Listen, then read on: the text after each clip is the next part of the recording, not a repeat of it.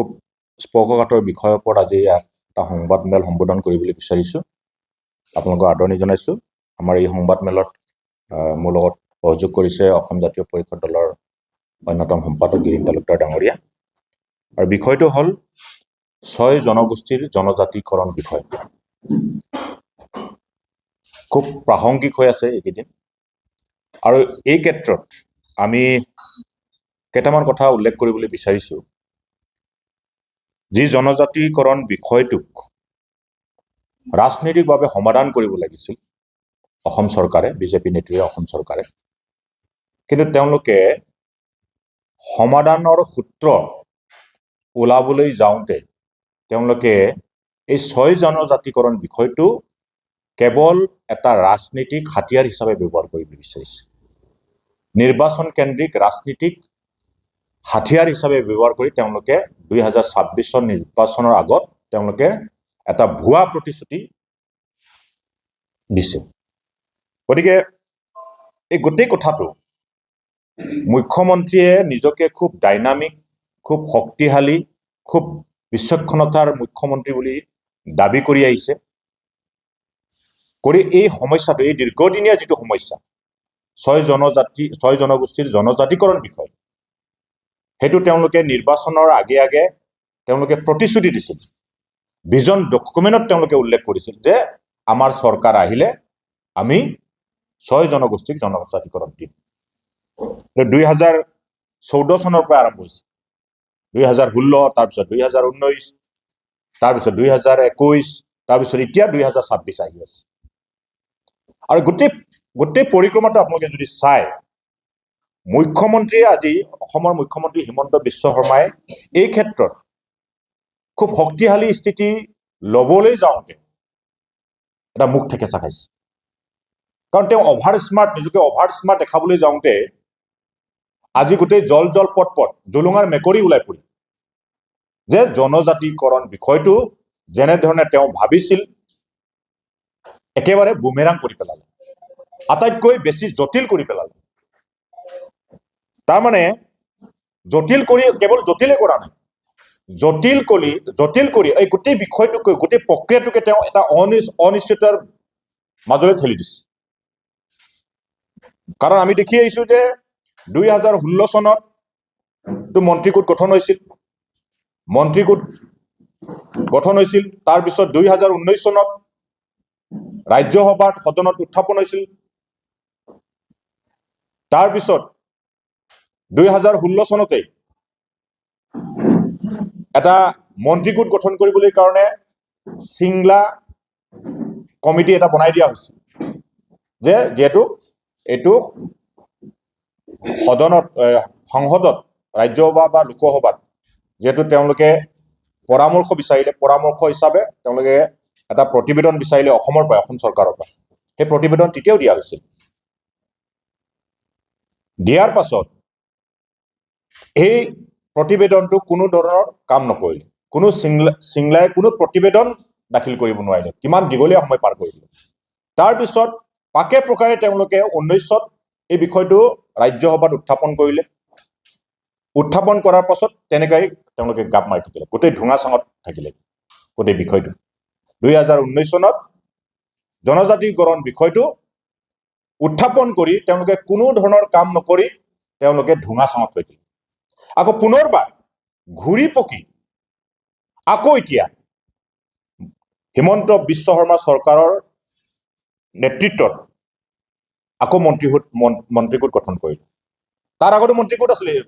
তেওঁ নিজে অধ্যক্ষতা কৰিছিল সৰ্বানন্দ সোণোৱালৰ চৰকাৰৰ দিনত। সেই সময়ত তেওঁ কোনো ধৰণৰ এই 6 জনগোষ্ঠীৰ জনজাতিকৰণ বিষয়টো কোনো ধৰণৰ কাম নকৰিলে। মুখ্যমন্ত্ৰী হোৱাৰ পাছত আকৌ এতিয়া মুখ্যমন্ত্ৰীয়ে যিটো অধ্যক্ষতা থকা সময়ত যিটো এই জনজাতিকৰণ বিষয়টোৰ যিটো মন্ত্ৰীগোটৰ অধ্যক্ষ আছিল, তেওঁ এতিয়া ৰণোজ পেগু, দুয়োজনে দিল্লীত তেওঁলোকে জোৰ দি তেওঁলোকে কোনো ধৰণৰ বিল পাছ কৰাব নোৱাৰে। তাৰমানে এই বিষয়টো এনে ধৰণৰ কৰিবলৈ বিচাৰিছে যে মেকুৰীৰ ডিঙিত টিলিঙাটো পিন্ধাব কোনে, সেইকাৰণে বলিৰ ফটা সজাইছে ৰণোজ পেগু। আৰু আজি এক্সিষ্টিং ট্ৰাইবেল সকলেতো বিৰোধ কৰিলেই, তেওঁলোকে দীঘলীয়া এটা পৰিক্ৰমা বিচাৰিলেই সেইটো টানি টানি নিব বিচাৰিছে আৰু তাৰ লগে লগে এতিয়া তেওঁলোকে তাৰ কাৰণে ঢাক ঢোল বজোৱা আৰম্ভ কৰিছে যে এই আমি জনজাতিকৰণ দিলোৱেই বা দিমেই এনেধৰণৰ কথা কৈ তেওঁলোকে পতাকা ফুটাই দিয়া নিচিনা কাৰ্য কৰালে তাৰপিছত তেওঁলোকে ঠায়ে ঠায়ে তেওঁলোকে সমদল বাহিৰ কৰালে ক'ৰবাত ক'ৰবাত গাখীৰো ঢালালে কিন্তু এতিয়া স্পষ্ট গোটেই বিষয়টো যদি গোটেই পৰিক্ৰমাটো যদি চাই তেওঁলোকে ঘূৰাই পকাই আকৌ শূন্যলৈ লৈ আহিলে যি বিষয়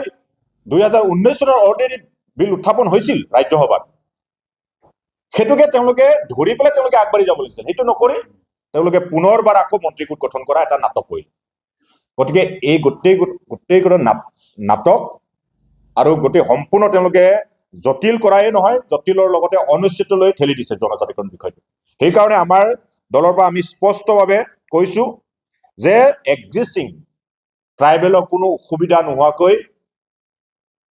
ট্ৰাইবেলে যিসকল এক্সিষ্টিং ট্ৰাইবেলসকলে বিৰোধ কৰিবলগীয়া নোহোৱাকৈ তেনেকুৱা প্ৰতিবেদন তেওঁলোকে কিয় তৈয়াৰ কৰিব নোৱাৰে এনেকুৱা প্ৰতিবেদন তৈয়াৰ কৰিছে যি প্ৰতিবেদনত এক্সিষ্টিং ট্ৰাইবেলকে বিৰোধ কৰিবই আৰু স্বয়ং মন্ত্ৰীয়ে কৈছে কেশৱ মহন্তই ওলাই আছে দফাটো আছেই ওলাই আহিও সাংবাদিকসকলৰ আগত কৈছে যে ST হলে গোটেই ভাৰতবৰ্ষৰ ST হিচাপে স্বীকৃত হ'ব অধিকাৰ মৰ্যাদা পাব গতিকে এই ক্ষেত্ৰত এক্সিষ্টিং ট্ৰাইবেলসকলৰ আপত্তি আছে কাৰণ কেন্দ্ৰীয় অৰ্ধকেন্দ্ৰীয় সামান্য এটা পাৰ্চেণ্টেজ এক্সিষ্টিং ট্ৰাইবেলসকলে তাৰ পৰা সা সুবিধা পাই আছে যদি অল ইণ্ডিয়া লেভেলত 6 জনজাতিসকলো যদি জনজাতিকৰণ মৰ্যাদা পায় সেই সুবিধাৰ পৰা তেওঁলোকে বঞ্চিত হ'ব এই বিষয়টো কিয় ৰাখিলে প্ৰতিবেদন গতিকে আমি বিজেপি চৰকাৰৰ এই কাজৰাজি বিজেপি চৰকাৰৰ এই জনজাতিকৰণৰ নামত যিটো ৰাজনৈতিক অভিসন্ধি যিটো ৰাজনৈতিকভাৱে তেওঁলোকে সমাধান কৰাৰ পৰিৱৰ্তে তেওঁলোকে কেৱল 26 নিৰ্বাচন আগে গোটেই বিষয়টো এটা জটিলতালৈ ঠেলি দি অনিশ্চিত ঠেলি দি তেওঁলোকে বিষয়টোক জনজাতিসকলৰ যিটো আশা আকাংক্ষা এই আশা আকাংক্ষা পুনৰবাৰ যদি নিৰ্বাচনটো এইবাৰ জিকাটো টান আছে নিৰ্বাচন জিকাৰ পাছত আকৌ এটা ধোঁঙা চাঙত পেলাই থবৰ কাৰণে তেওঁলোকে এটা প্ৰক্ৰিয়া আৰম্ভ কৰিছে গতিকে সেইকাৰণে ইয়াত কেইবাটাও মানে আমি পেপাৰত সংবাদ মাধ্যমত এইবিলাক উল্লেখ কৰিছে অগ্ৰদূত এখন আমি ইয়াত স্পষ্টভাৱে খুব পুংখানুপুংখভাৱে লিখিছে জনজাতিকৰণলৈ মন্ত্ৰীগোটৰ প্ৰতিনো সম্পূৰ্ণ মুখ্যমন্ত্ৰী স্থিতি স্পষ্ট কৰিবলৈ দাবী 6 জনগোষ্ঠীক চূড়ান্ত প্ৰবঞ্চনা কৰি নিৰ্বাচন বৈতৰণি পাৰ হোৱাৰ কৌশল ধৰা পৰিল চৰকাৰৰ দুমুখীয়া স্থিতি মই কৈছো যে হাফ হৈ ফুটিছে বেচ হৈ জাৰিছে এই কথাটো স্পষ্টভাৱে ইয়াত আছে আমাৰ অসমত আছে জনজাতিকৰণ নিমিলা অংক সমন্বয়ৰক্ষী চিচিটোৱাৰ দাবী মন্ত্ৰীগোটৰ প্ৰতিবেদনৰ যোগ বিয়োগ হ'ব যোগ বিয়োগ কেনে ধৰণৰ যোগ বিয়োগ হ'ব ভিতৰত আছে তাৰমানে তেওঁ জনজাতি মৰ্যাদা দিম কৈছে জনজাতি মৰ্যাদা দিব জনজাতি অধিকাৰটো তেওঁলোকে নাপাব আকৌ জনজাতি অধিকাৰ পালে এক্সিষ্টিং ট্ৰাইবেলসকলৰ অসুবিধা হ'ব তাৰ লগে লগে ৰাজনৈতিক ৰিজাৰ্ভেশ্যন পলিটিকেল ৰিজাৰ্ভেশ্যন আৰু লেণ্ড ৰাইটৰ কাৰণে কৈছে তো গোটেই বিষয়টো এটা কনফিউজনক এটা সন্দেহজনক স্থিতিলৈ মুখ্যমন্ত্ৰীয়ে ঠেলি দি কেৱল নিৰ্বাচন মন্ত্ৰীগোটত আগত থকা যিবিলাক সদস্য তেওঁলোকে গমেই নাপালে কাক দিলে এতিয়া আমি গম পালো যে ৰণোজ পেগুৰ অধ্যক্ষতাত কেশৱ মহন্ত এইফালে পীযুষ হাজৰিকা সেই মন্ত্ৰীগোটসকলৰ ভিতৰত আমি চালো যে এগৰাকী জনজাতি মন্ত্ৰী ডক্টৰ ৰণোজ পেগু তেওঁ একেবাৰে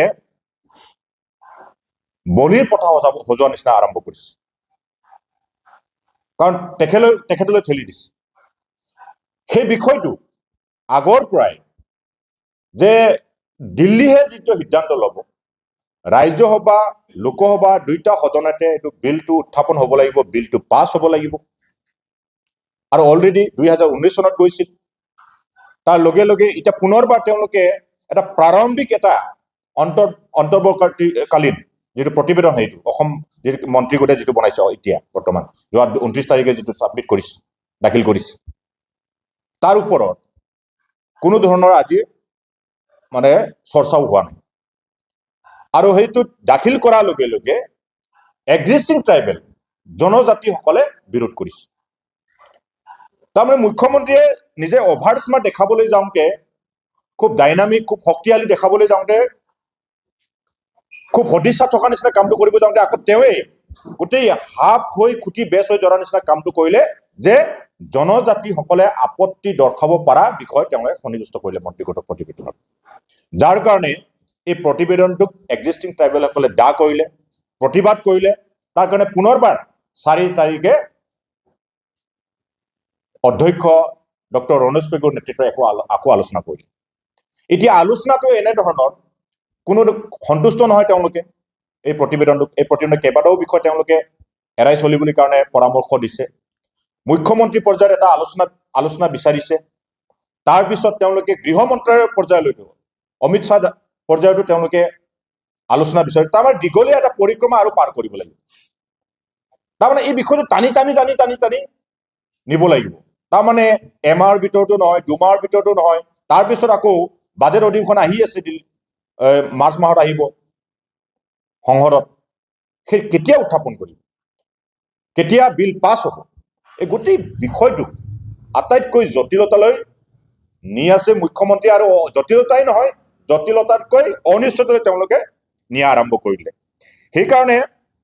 এতিয়া মুখ্যমন্ত্ৰীয়ে এই গোটেই বিষয়টো মই কৈছো যে হাফ হৈ কুটিছে আৰু বেছ হৈ জাৰিছে তাৰমানে তেওঁলোকে জনজাতিকৰণ দিম বুলি 6 জনগোষ্ঠীক প্ৰতিশ্ৰুতি প্ৰদান কৰিছে তাৰপিছত আকৌ জনজাতিসকলকো আন্দোলন কৰাইছে আন্দোলনো কৰা তোমালোকে এতিয়া কয় যে জনজাতিকৰণ বিচৰা আন্দোলনটো বিজেপি আছে বুলি কয় আকৌ জনজাতি বিৰোধ কৰা আন্দোলনটো তেওঁলোকে আছে বুলি কয় তাৰমানে হাফ হৈ কুটিছে আৰু বেছ হৈ জাৰি আছে গতিকে গোটেই বিষয়টো তেওঁলোকে কেৱল নিৰ্বাচন কেন্দ্ৰিক নিৰ্বাচন জিকিবৰ কাৰণে এতিয়া তেওঁলোকে পাকে প্ৰকাৰে 26ত চৰকাৰ আনিবৰ কাৰণে এটা ষড়যন্ত্ৰমূলকভাৱে এইটো এটা 6 জনজাতিকৰণ বিষয়টো ঢাল হিচাপে ব্যৱহাৰ কৰিছে হাতিয়াৰ হিচাপে ব্যৱহাৰ কৰিছে কাৰণ তেওঁলোকৰ 2026ত যে কঠিন এই বিষয়টো তেওঁলোকে অনুমান পাইছে গম পাইছে যে তেওঁলোকৰ দুৰ্নীতি তেওঁলোকৰ ভ্ৰষ্টাচাৰ অসম বিৰোধী জনবিৰোধী কামবিলাক ৰাইজে অতিষ্ঠ হৈছে বিটিসি নিৰ্বাচনত সেইকাৰণে যিমান জোৰ দিয়াৰ পাছতো তেওঁলোকে বিটিসি চৰকাৰ বনাব নোৱাৰিলে সেই ভয়টো থকাৰ কাৰণে পাকে প্ৰকাৰে তেওঁলোকে এটা ললিপপ দি এটা টুপ দি জনজাতিকৰণ বিষয়টো তেওঁলোকে টানি আনিছে টানি আনাৰ পাছত এতিয়া জটিলৰ পৰা জটিল আৰু গোটেই বিষয়টো তেওঁলোকে পুনৰবাৰ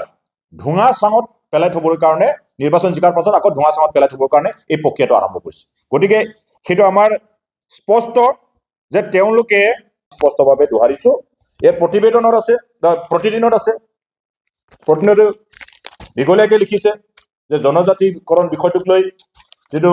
চৰকাৰৰ স্থিতি এইটো কোনোৱে গ্ৰহণ কৰা নাই আজি পৰিৱেশটো আপোনালোকে চাওক কোনো মানুহ সন্তুষ্ট নহয় গতিকে সবফালে তেওঁলোকে নিৰ্বাচন কেন্দ্ৰিক ৰাজনীতি কৰিবলৈ বিচাৰিছে এই কথাটো আমি বুজি পাইছো সেইকাৰণে আপোনালোকক আমি আজি সংবাদ মাধ্যমৰ যোগেদি পুনৰবাৰ দোহাৰিছো যে এই বিষয়টো এটা স্পৰ্শকাতৰ বিষয় খুব সেনচিটিভ বিষয় সেইটো কেৱল ৰাজনৈতিক হাতিয়াৰ হিচাপে ব্যৱহাৰ কৰিলে আমি নামানো ৰাইজে গ্ৰহণ নকৰিব আৰু তেওঁলোকে এতিয়া নেৰেটিভ আৰম্ভ কৰিছে যে তেওঁলোকে ডিমনিটাইজেশ্যন কৰাৰ নিচিনা বা আৰ্টিকল 370 স্ক্ৰেপ কৰাৰ নিচিনাকে তেওঁলোকে কৰি পেলাই হলেও জনজাতিকৰণ মানে ডিমেই এনে ধৰণৰ কথা ক'বলৈ বিচাৰিছে এক্সিষ্টিং ট্ৰাইবেল সকলক জনজাতি যিসকলে হৈ আছে আৰু জনজাতি যিসকলে বিচাৰি আছে এনেধৰণৰ যদি কাম কৰে ভৱিষ্যতে অসমত এটা সংঘাতপূৰ্ণ পৰিৱেশ সৃষ্টি হ'ব তাৰ কাৰণে জগৰীয়া কিন্তু বিজেপি চৰকাৰে হ'ব হিমন্ত বিশ্ব শৰ্মা চৰকাৰে জগৰীয়া হ'ব গতিকে এই কথাটোকো আমি সকীয়াই দিছো গতিকে পুংখানুপুংখভাৱে ক্লিয়াৰকৈ সবে স্পষ্ট হোৱাকৈ এটা প্ৰতিবেদন তেওঁলোকে দাখিল কৰক তাৰ আগত গতিকে এই প্ৰতিবেদনটো অলৰেডি ৰেজেক্ট হৈছে অগ্ৰাহ্য কৰিছে নতুন প্ৰতিবেদন যদি পাৰে তেওঁলোকে স্পষ্টভাৱে যাতে কাৰো অসুবিধা নহয়, কোনো হৈ থকা জনজাতিসকলৰ অসুবিধা নহয়, আৰু জনজাতি যিসকলে হ'ব বিচাৰিছে তেওঁলোকৰ যাতে অসুবিধা নহয়, এনেধৰণৰ এটা প্ৰতিবেদন তেওঁলোকে যদি তৈয়াৰ কৰিব পাৰে, সেইটো আমি বিচাৰিছোঁ। গতিকে এইখিনি কথাই, গতিকে আমি জনজাতিকৰণ বিষয়টোক লৈ আজি আপোনালোকৰ আগত আমাৰ ক'বলগীয়াখিনি দোহাৰিলোঁ। ধন্যবাদ।